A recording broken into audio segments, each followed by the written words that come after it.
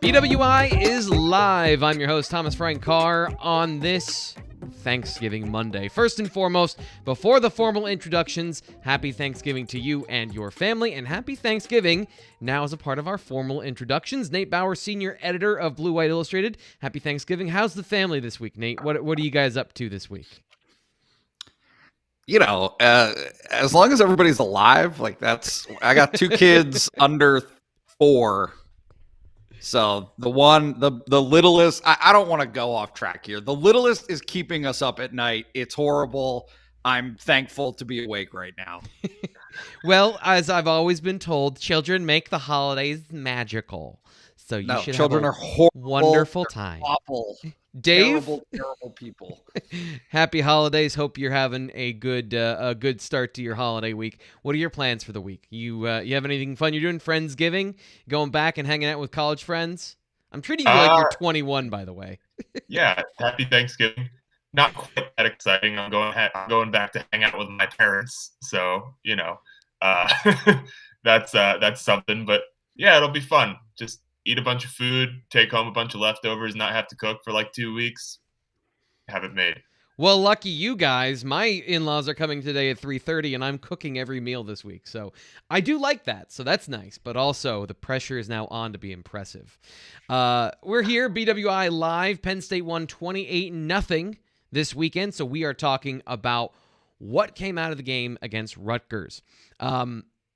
Just before we get into the main topic today, just so everyone is on the same page, because believe it or not, there are still people that don't know what was going on with Penn State last week. So Dave, please fill us in on what James Franklin said the situation was this week when he talked to the media after practice. You got it. They were all sick. They had 35 guys unavailable for the game. 21 of them were due to the flu. They had another 14 guys trying to play through the flu. So yeah, it was a mess, especially the offensive line. Rasheed Walker, Caden Wallace, Mike Miranda, Curtis Jacobs didn't play because of the flu. That's why Sean Clifford left the game. So they were all sick, and it was not ideal.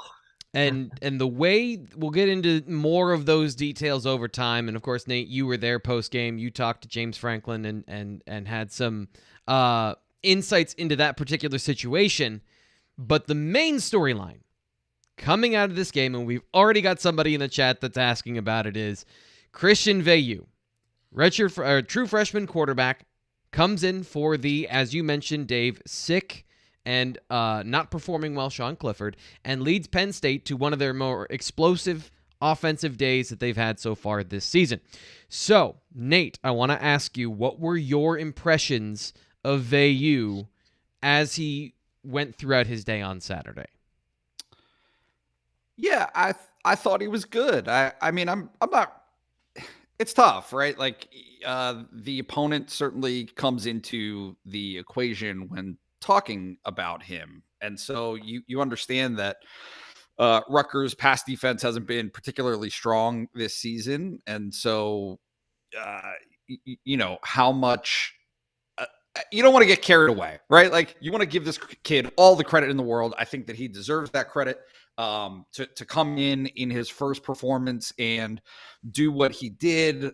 283, 5 yards, something like that. 3 touchdowns. 15 of 24 passes. I think that was the stat line for him. That's good. Those are good numbers. That's a good day. The thing that I actually came away from it, I looked at his. At the passing chart, and what struck me was he didn't have any streaks. He didn't have any 4 misses in a row, even in either direction, right? Like he completed a pass, he had an incompletion, completed one, incompletion, and so if you can avoid those spells of inaccuracy, I think that bodes well. And so that was kind of my takeaway, but certainly as to modest Flamingo's first comment. it becomes a much more difficult and challenging proposition, right, for next weekend. Like if Sean Clifford is healthy, I'm not sure that it would be fair to put the same expectations on Christian Veilleux at Michigan State against that defense as he performed against Rutgers at Beaver Stadium on Saturday. So let me ask you then, Dave, from what you saw, did Christian Veilleux perform as well as the numbers would indicate? And to give you the numbers, just again, as Nate pointed them out, 15 of 24 for 235 yards, 3 touchdowns, including a 67-yard touchdown, also added 10 carries for 36 yards on the ground. Was he up to that level, or are you seeing some things that maybe were not present the first time go around watching it live? Well, I guess the first thing that you point out is maybe 65 of those yards came on a coverage bust from Rutgers because they just declined to cover Malik Mega in the middle of the field. Not a great plan. No, that's not what you want to do. But look, I'm not going to take away anything from this kid, right? This kid, he was sick too, by the way. So he's dealing with the after effects of the flu, and he's coming in and he's doing well. So I think, was his performance as good as the numbers indicate? Maybe you can poke some holes in it, but you got to give him credit. He was good. I have a hard time, I guess, just like diminishing that, but I'm sure, T. Frank, that you probably saw some things that you'd like to point out. Sure, and most of those, by the way, if you want to take a look at them, are in my film study that I do each week that is up right now live at Blue White Illustrated. And you can join Blue White Illustrated at our new home on 3 for just $1. The link to the sign up for that deal, 12 months of access for just $1, in the description of the video. So if you are enjoying the show, 2 things that I have for you quickly. First off, give the show a like. Give the video a like. That lets everyone know on Monday they're not in their rhythm because it's a holiday week. So they might not be paying attention and go, oh, look at that. Then YouTube goes, oh, hey, people are enjoying this. We'll get more people in here. We'll answer more questions. We'll have a good time. Secondly, sign up in the link for just $1. But yes, there were obvious holes when you only throw 24 passes in a game. There are things that we just have no way of knowing about Christian Veilleux at this point in time. Some of those I pointed out were he played very well against man coverage, specifically against zero blitz coverage where you don't cover the receiver. Now, in these situations, he was under pressure. He played well. But when Rutgers threw things at him that were more complex, there were some mistakes. So if you want to see what those mistakes were, you can go check out the film review. But that's really the situation is, to me, is can you expect to get the same game plan next week if you just today or tomorrow or whenever it is declare that Christian Veilleux is the starter? Michigan State is not going to come in the same game plan against a true freshman that they now have some game film on. Nate, the whole game was set up where Rutgers was designing to stop Sean Clifford. Then they, midstream, have to switch, and they have to go to a guy they have no film on whatsoever. So I guess that is the next thing, as we've talked about. I know you've given your hint at this. What are the reasons why because you want to start Christian Veilleux. Everyone seems to want that to happen. What are the reasons why you don't want to do that? I don't know if I want to start him. I meant the universal you. I was kind of stumbling there at the end. It's not just the internet that's having problems today, apparently. No, look. And we all know this, right? Like the backup quarterback is the most popular guy really in the world, let alone on Penn State's campus. And so certainly having seen some of the challenges that Sean Clifford has had this season through his career, some of the things that he's tried to play through, and then coming off of a win, right? Bottom line, a win when 4 of the previous 5 outings had not been. Yeah, I get it. I totally understand the sentiment. However, there are really a variety of things that Penn State and James Franklin specifically will have to consider, right? It is not just getting Christian Veilleux ready for next season. It is, you want to win the game. right? It matters. The 8-4 versus 7-5 matters to Penn State. It matters to all those guys in that locker room. It matters to the program to get every win that you possibly can. Who gives you the best opportunity to do that? Who is versatile enough in terms of their breadth of knowledge and understanding of what Penn State wants to do offensively? Guess what? That's Sean Clifford. It becomes a more interesting decision to make, however, now that you have seen Christian Veilleux do it, right? They had no choice, right? Yep. He had to play in that circumstance, goes out there and is able to do it. So now he's got that under his belt. And as a coaching staff, you can say to yourself, oh, well, we don't have to play a guessing game of maybe he's got it, maybe he's ready, maybe he's not. Now you know, okay, this guy can go in there and operate a functional, successful offense. Not world-beating, but functional for sure. Yeah. And guess what? Against Michigan State, that might be enough. However, you still have to balance it with what is Sean Clifford's health, right? He was holding his elbow on the sideline. Cameras caught that. People in the stands caught that when he came out of the game.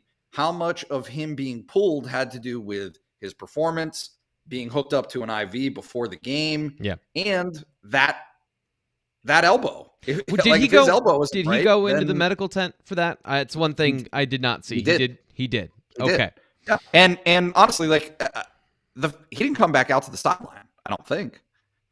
Right through the game. I mean, now obviously you don't want somebody who's sick and vomiting and what other facilities are necessary in that circumstance for a guy. But I think there are some questions as to what his availability would be just in general coming off of that game. Dave, I want you to answer Brad's question. I'm just gonna give it to you because we all know the answer to this, right? Like, it's the supposition there that's the problem. Right. I mean, here's the thing. Penn State is not going to just play a young guy for the sake of playing a young guy. There's going to be like the same thing is true of the offensive line, who I'm sure we will get onto. If Penn State feels like Sean Clifford gives them the best chance to win against Michigan State, they're going to play Sean Clifford because guess what? I mean, there's no guarantee that Christian Veilleux is their starting quarterback next season, right? It could be there's this guy named Drew Alar who might have something to say about that. It could be a transfer. So it doesn't seem logical to me to devote a big game to Christian Veilleux for the sake of getting him ready for next season when you don't even know if he's going to be the guy. Yeah. And can I also add that nothing left to play for. Nothing left to play for. As Nate said, have you learned, like, this is the point where for you, Brad, there's nothing left to play for. For you, you don't care about this game. You know who really cares about this football game coming up this weekend? Every single person in the Penn State locker room and coaching offices. They dedicate every single day of their lives, 16 hours a day for some of them, as the coaches do, to win this game coming up this weekend. I don't know how many times we have to say that. So I understand, like, it's the perspective of seeing it from a position that isn't your own to say, okay, they really want to win this game coming up this weekend. And Brad, you are by means not wrong. You are not wrong in the idea of the larger picture. But I'm just saying, like, you have to understand that that's only one aspect of it. The people that are living in that program are like, that's crazy talk to think, well, this game doesn't mean anything. Every game means everything. And this is I say this all the time on our post-game show when we get questions like this, Nate, is if James Franklin were to do that, how much credibility would he lose in the locker room of saying, go 1-0 every week and then go, well, maybe not this week? That seems like that would undercut his entire program building thing, wouldn't it?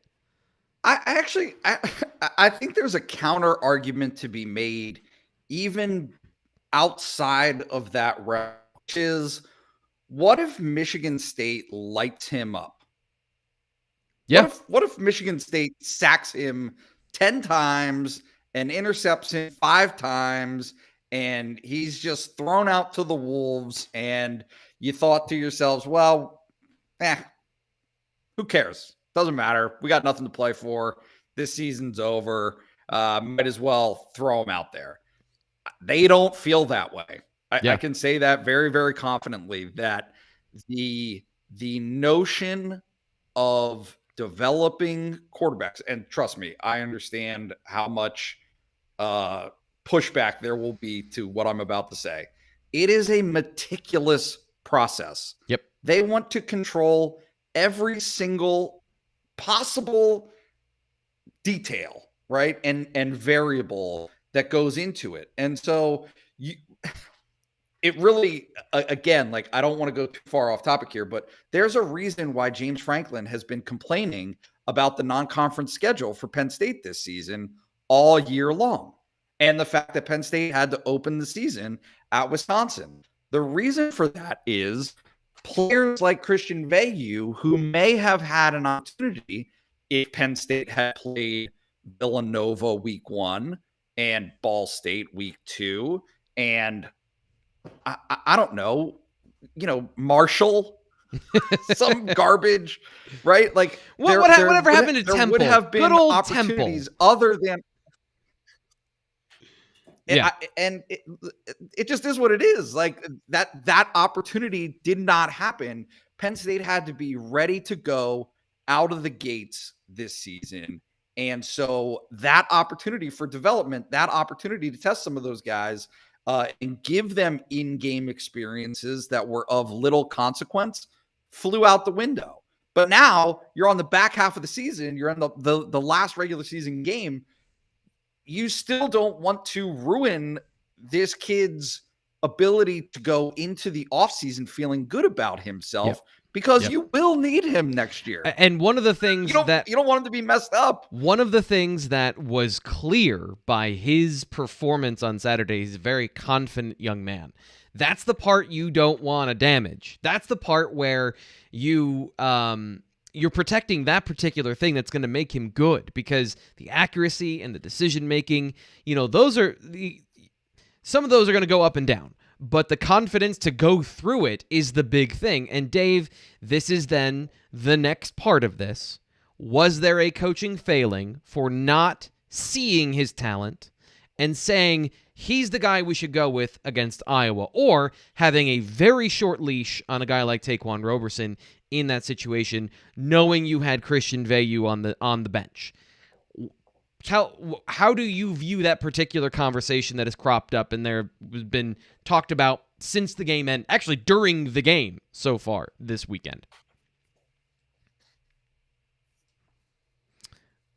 We got Dave. You're muted, buddy. You got to unmute yourself.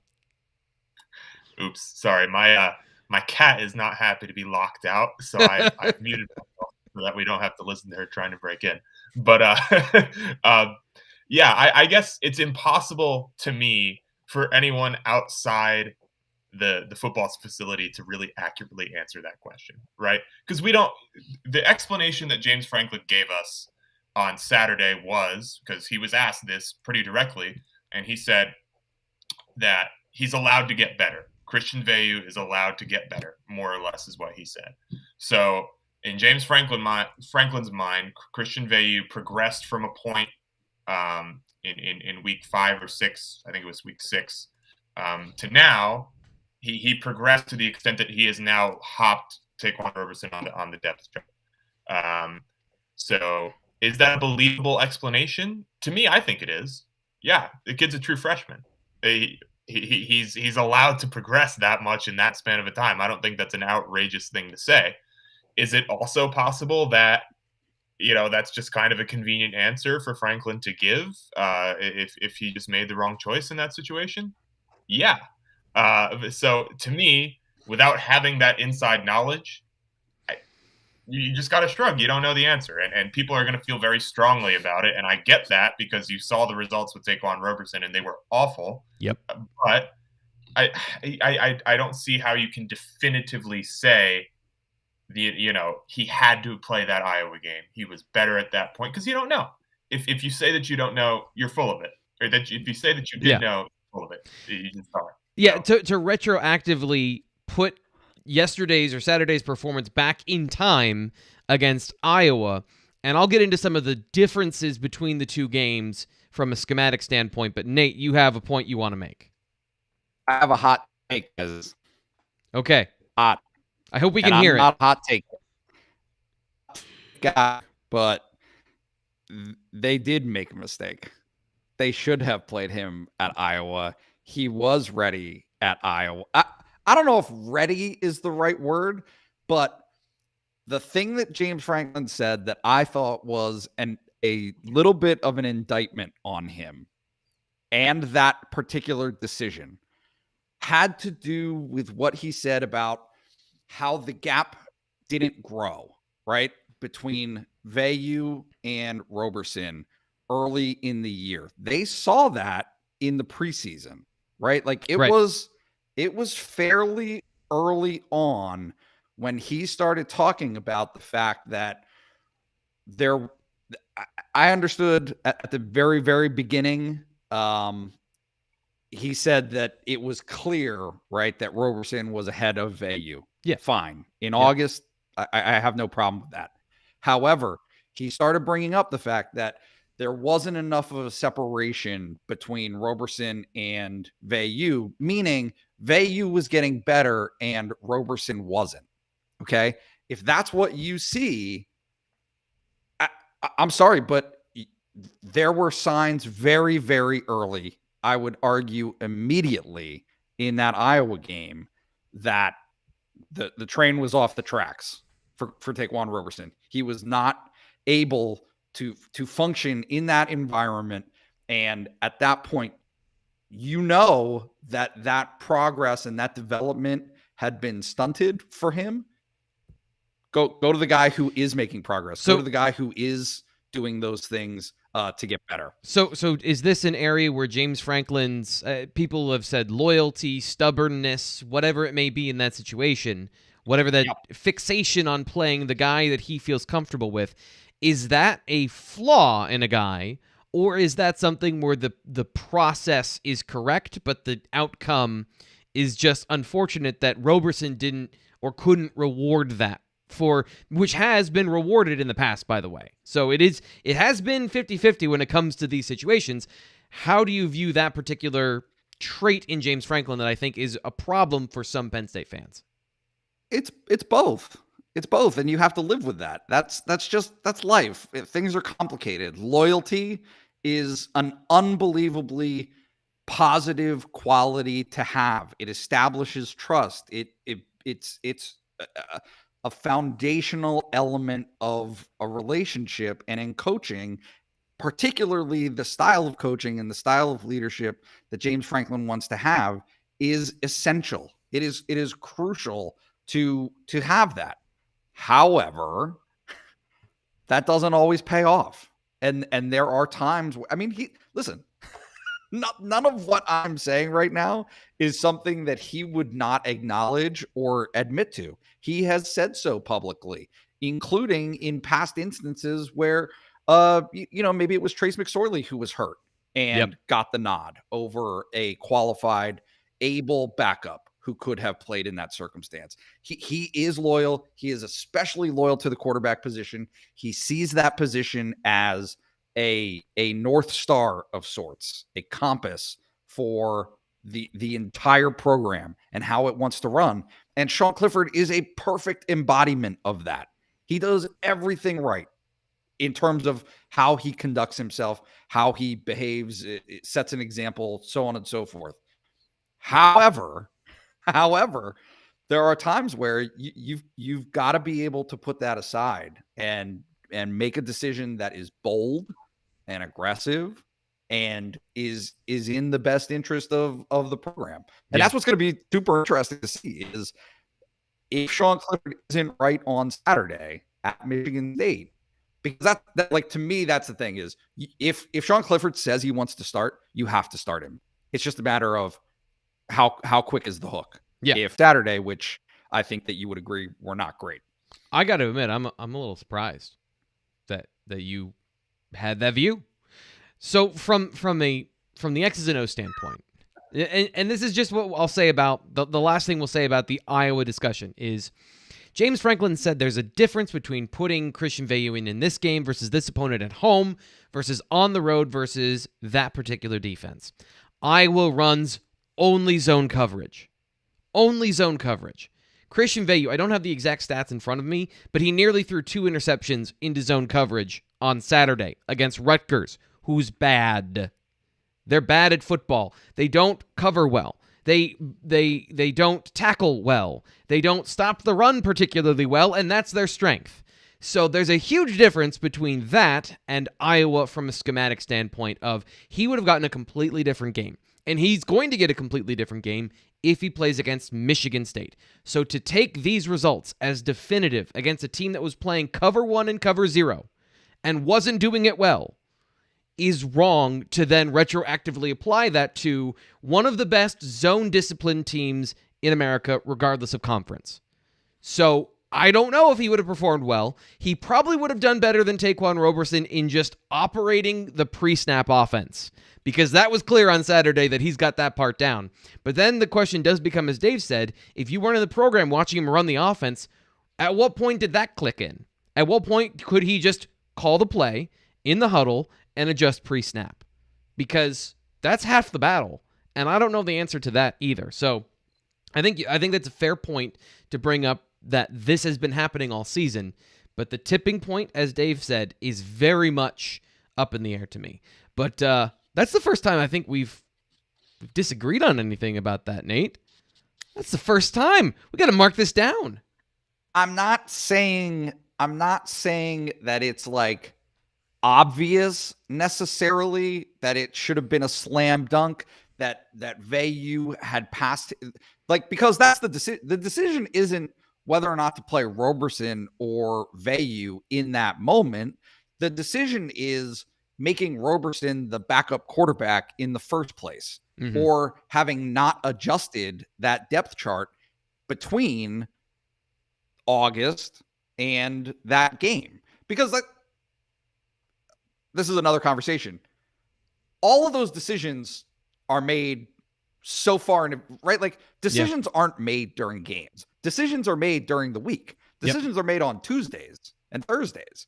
And so they went into that game and kept the depth chart the same. And so you have to play Taquan Roberson in that instance, because that is who you have deemed as the backup quarterback.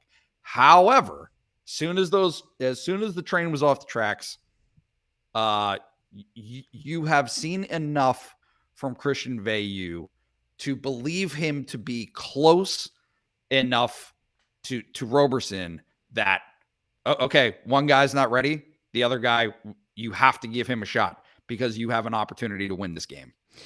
This is the BWI live show. We're spending a good number of minutes talking about Christian Veilleux, his performance on Saturday, and what that means for the program going forward. We're going to put that down for a little bit because we spent almost a half hour talking about that. Let's talk about something different quickly on the Penn State running backs. Dave, Kevon Lee, 14 carries, 41 yards. Anything new to report on the running backs? Has he solidified that, and are you seeing progress in the running game at all, if it's a relevant topic even? I don't even know if it's a good question. This is our weekly tradition where you ask me this question and I tell you that some version of, I don't know, like he was fine.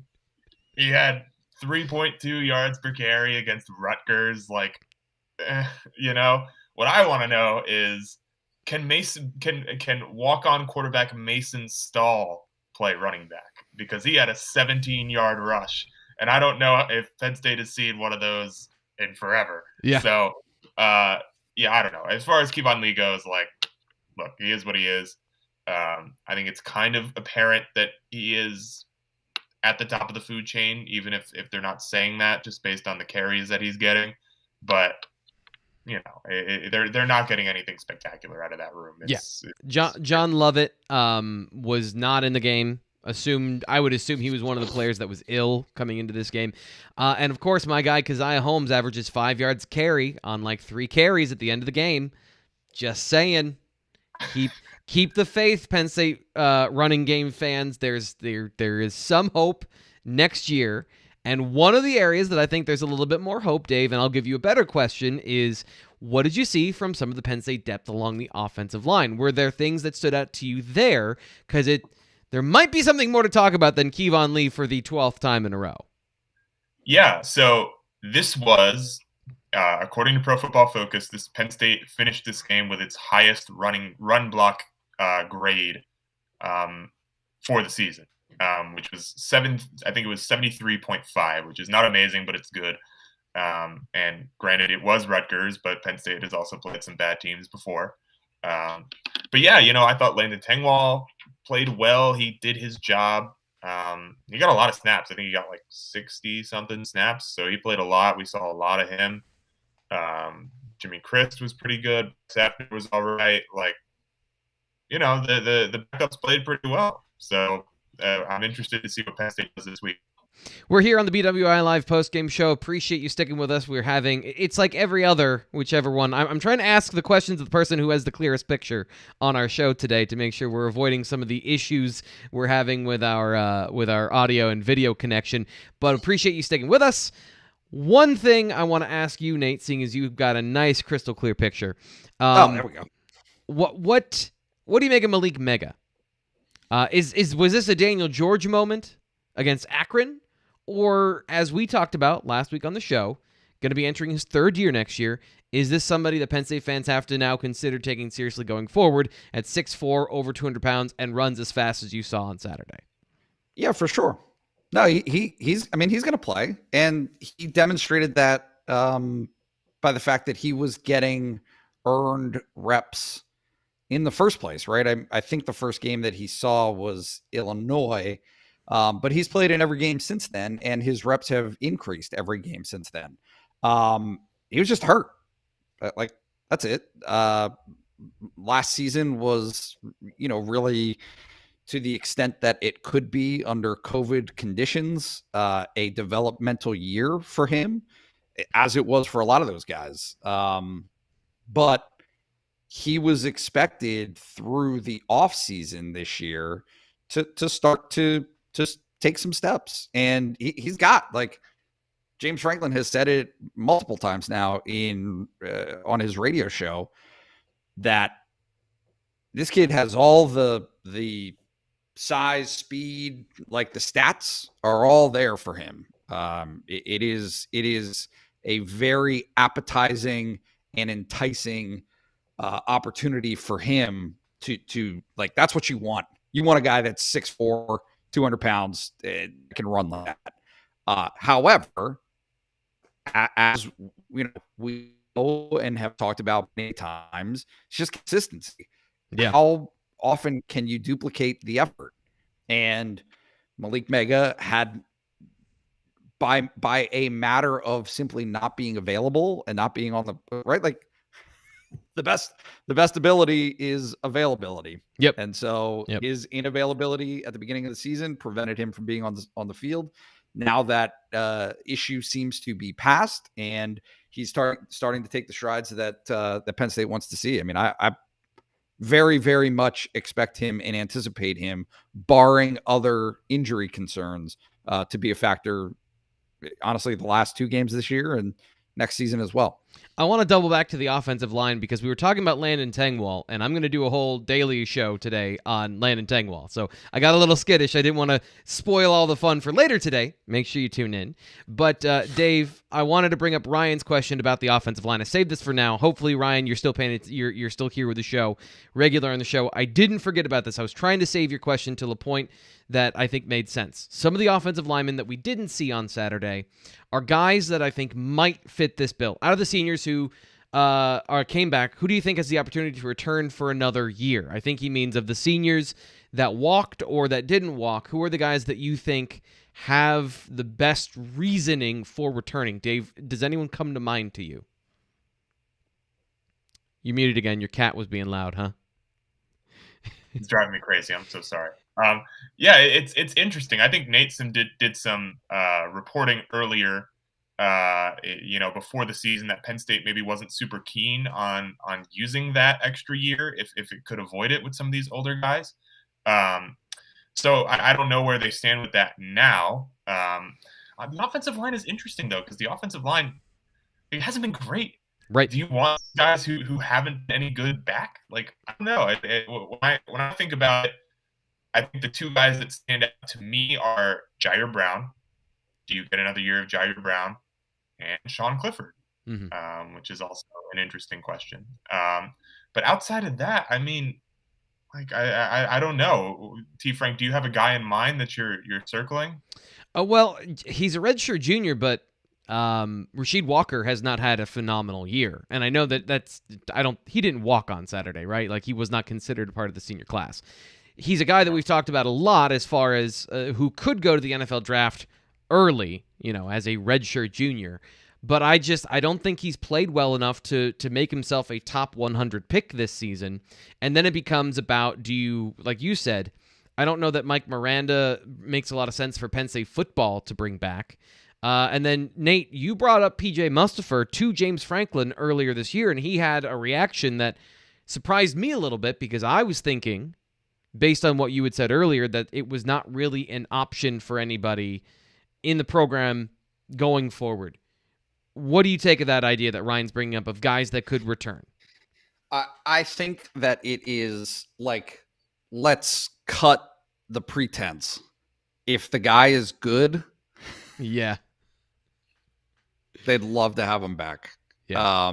If the guy isn't particularly productive, for whatever reason, like the guy that kind of stands out to me is Cam Sullivan-Brown. Here's a guy who there had been a buzz about him. There had been some expectation for 3 years in a row. Yeah. And look, but again, it doesn't diminish, the effort that he's put in, the contributions that he's made to the program. I mean, look, like this is where the analysis part comes in that is, less rosy, but like he's had the opportunity. He's had the chance to put that on the field. Yep. Anthony Wiggin has had the opportunity. Yep. He's had the chance to put it on the field. And so if you've gotten your shot and you've been able to be healthy or not, either way, it's going to be few and far between, in terms of those kinds of guys that because that's the deal. Is James Franklin talked about it last week again on his radio show. It's not just, hey, if you want to come back, we'd love to use a scholarship on you. You can't. Yeah, they're going to be capped at 85 next year with the rules. And so you are taking away a potential scholarship for a transfer, for somebody coming in late in the class of 2022, yep. All of those things. I mean, I just think that it's going to be a balancing act for Penn State, but I would not anticipate that being necessarily an attractive option. If I could just add one thing, mm-hmm. I wouldn't be surprised to see Penn State's transfer portal additions include someone like that who has played 4 seasons but can take advantage of a bone.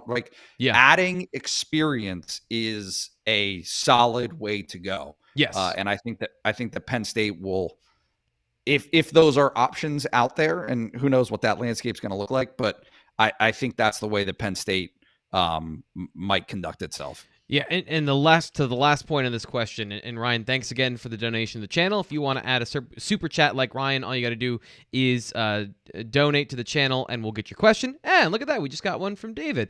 Appreciate the support to the channel. If you want to ask a question, we'll get you to it, but we absolutely always get to our super chat questions. So appreciate guys supporting the channel. The last thing I want to say about that is 2020, as we all know, was a weird situation. Those guys came back because they didn't want to end their season in that turmoil. And some of those guys made great choices for their financial future as well.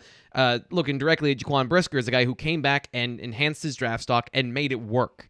This season, it's not like, I always think about Clemson in 2018, where their entire defensive line could have gone to the draft and they all came back to pursue a national championship run.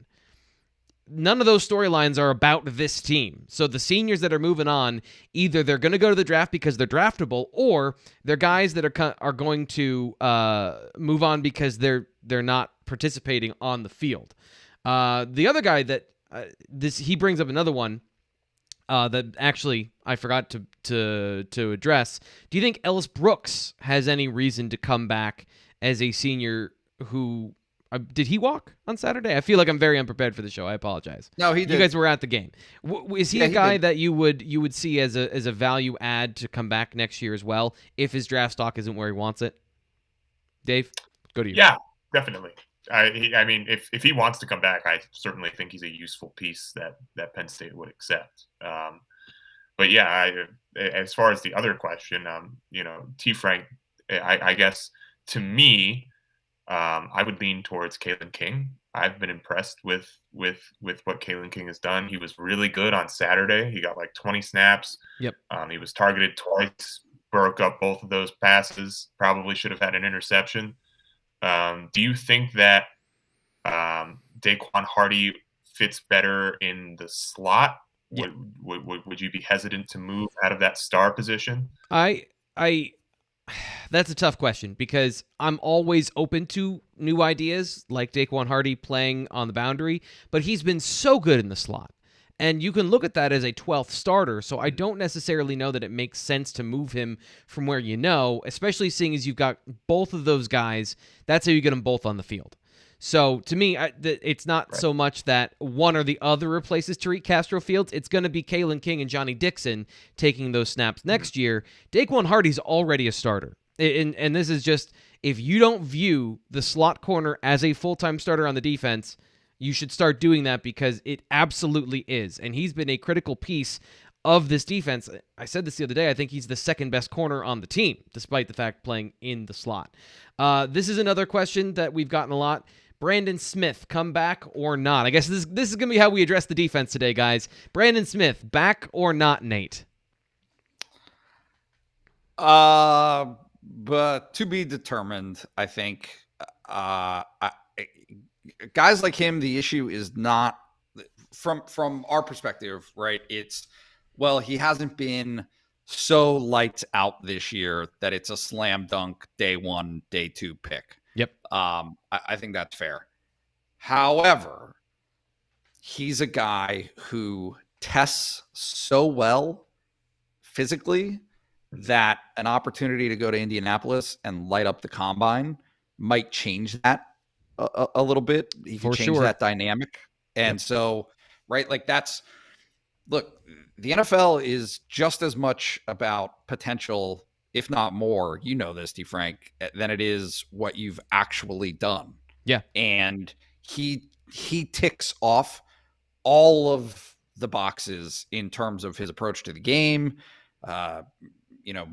maturity. You want him in your locker room, like all of those different things on top of the athleticism that he has, that you're saying to yourself, okay, if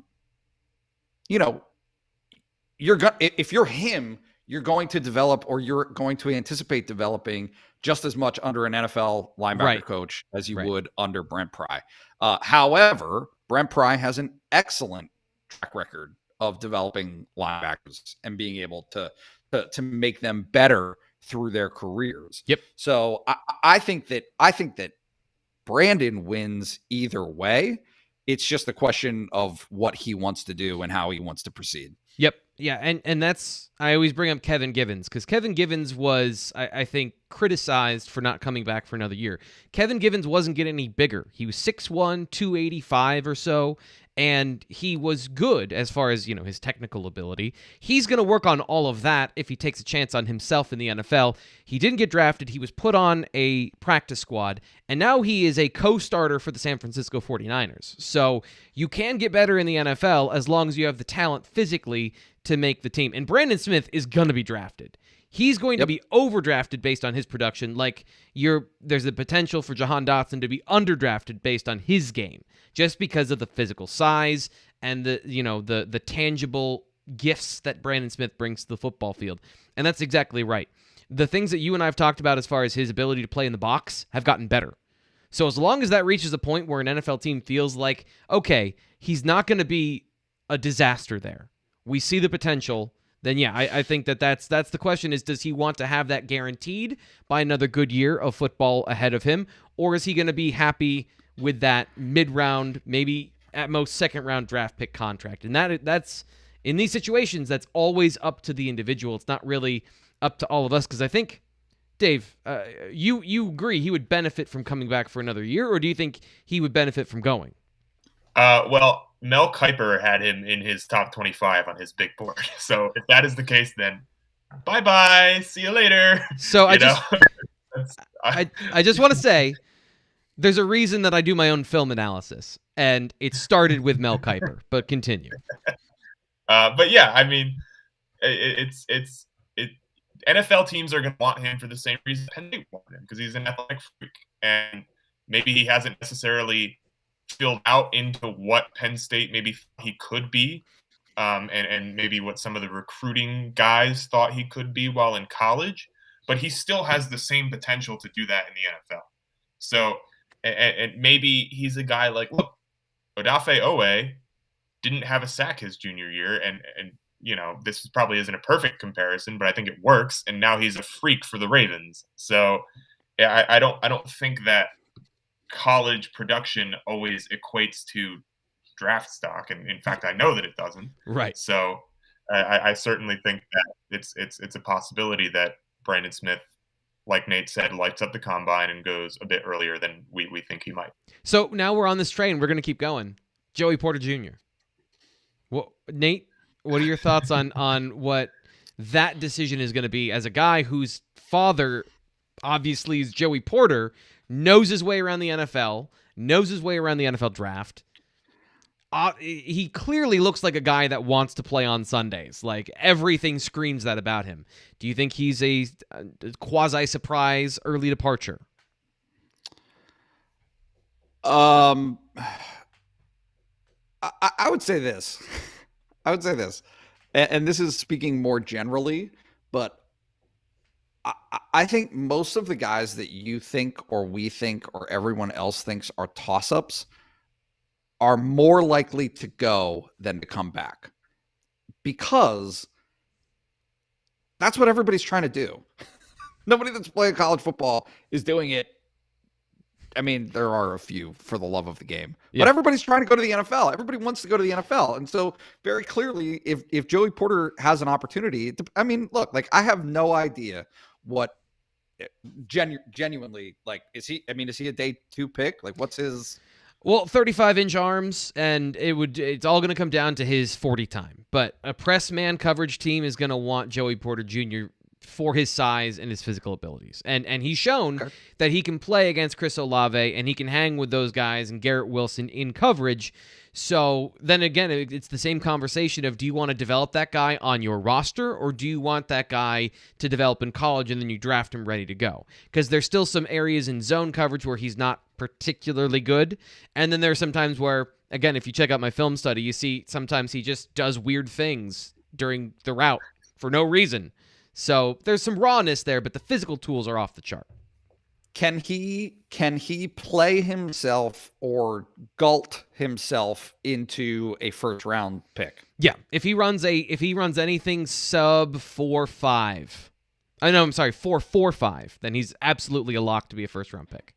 I mean, okay. Kevin King was a first round pick. If you watch the NFL, if you watch the Green Bay Packers, size and length matters more than literally anything else. So I wouldn't draft Joey Porter Jr. in the first round based on his film, but based on the fact that he looks like a condor, yeah, probably I'd draft him. So okay, yeah.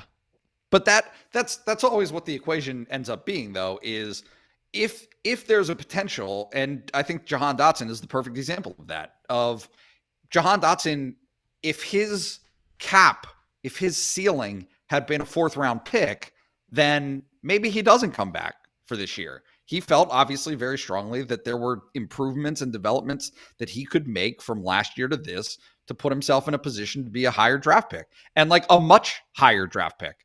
And so if that's what the proposition is for Joey Porter Jr., then maybe it's the same outcome.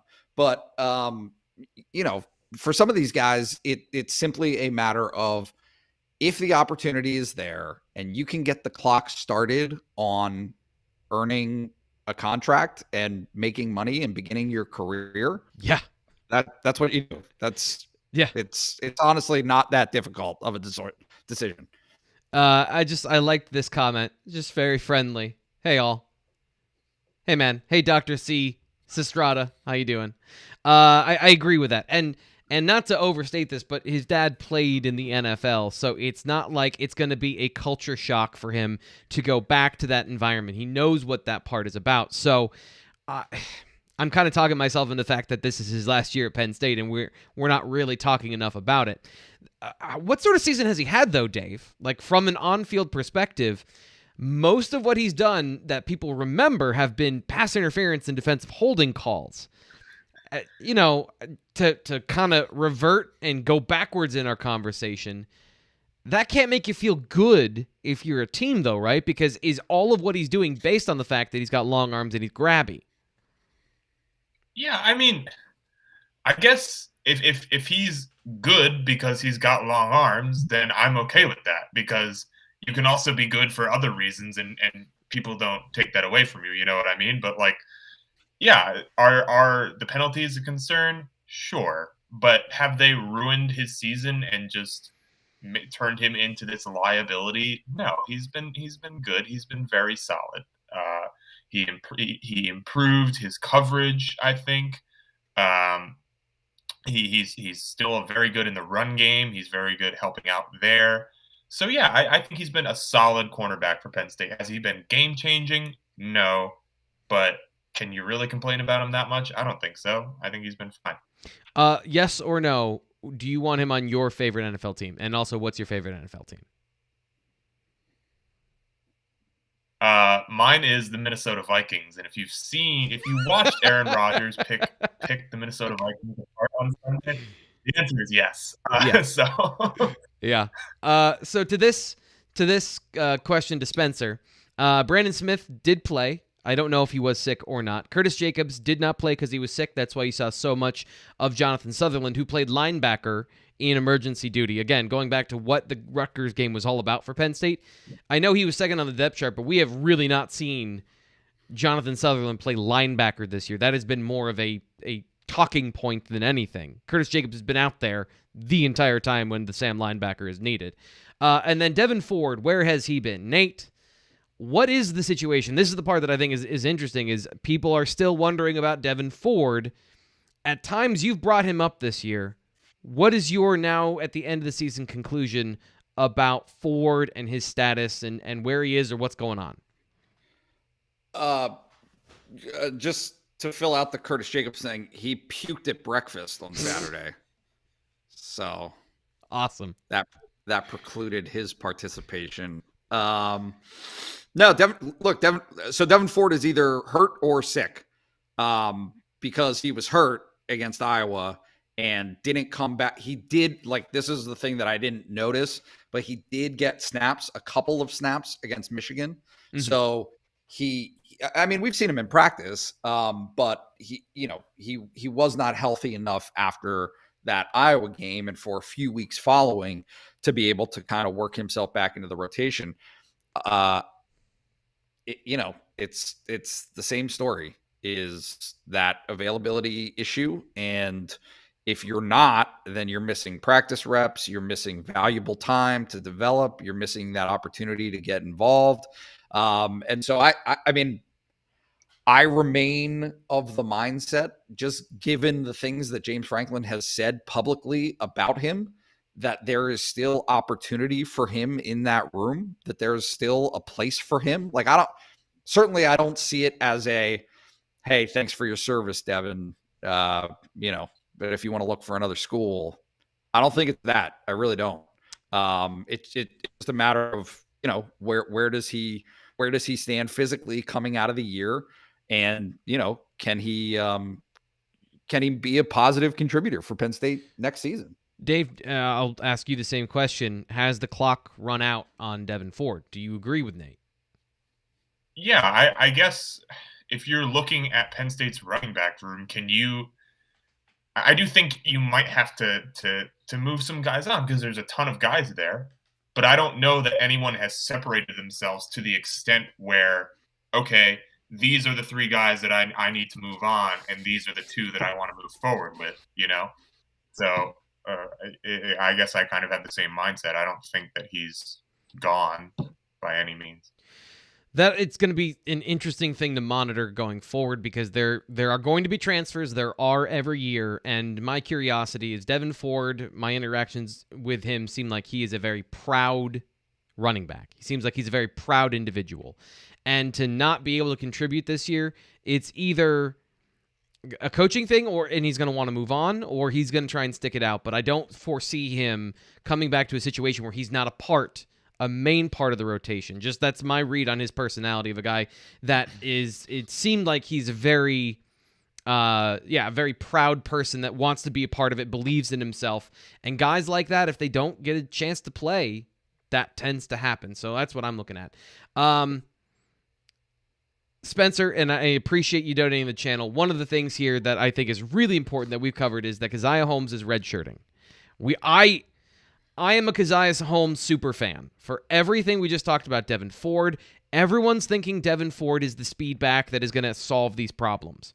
I have moved on from Devon Ford personally because I've seen enough to know that he hasn't developed physically. Kaziah Holmes has, but he's doing that in a redshirt year. And James Franklin, unless he's physically forced to do it, is not burning a red shirt.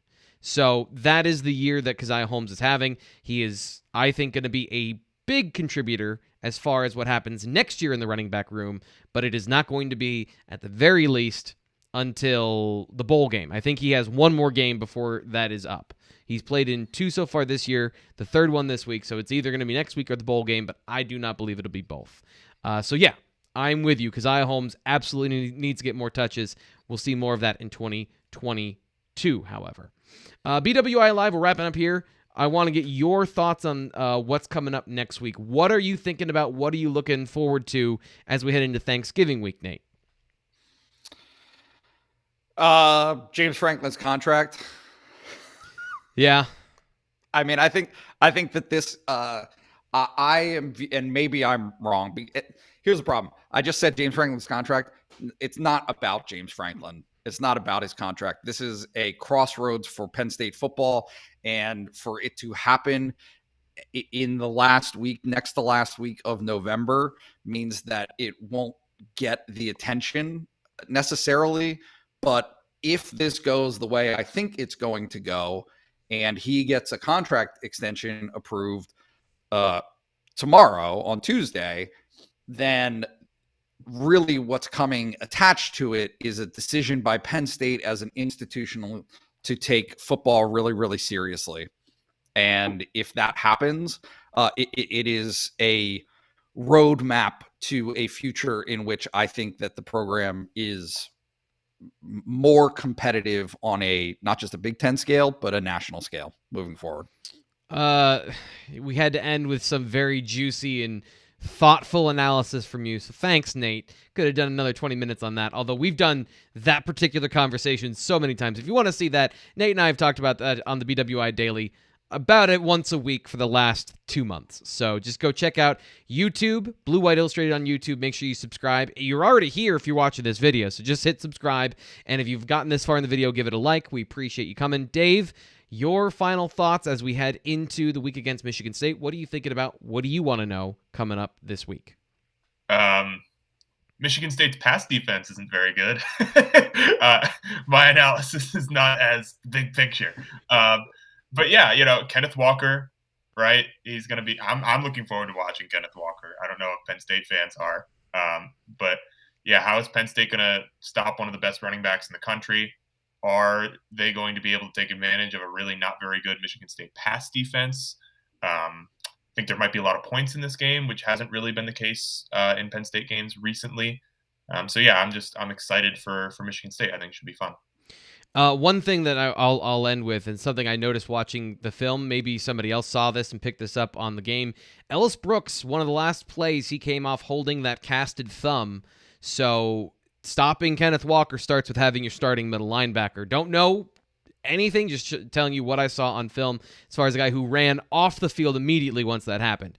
That is going to be interesting. We are going to get no information on that going through the week about Ellis Brooks or his thumb or his hand or whatever, but that will be a big thing coming up next week, and that's something I'm looking forward to finding more out, even if it's just on Saturday. That'll do it today for the BWI live show. I'm your host, Thomas Frank Carr. Thanks again to Nate Bauer and Dave Eckert for coming on and sharing their thoughts about Penn State football here on the show. Make sure you stick around. We got the BWI Daily Edition coming up all week long. We're not taking any time off for Thanksgiving because that's how we roll. Stay tuned for that. Make sure you subscribe, and where you subscribe wherever you get your podcasts. We'll be back tomorrow.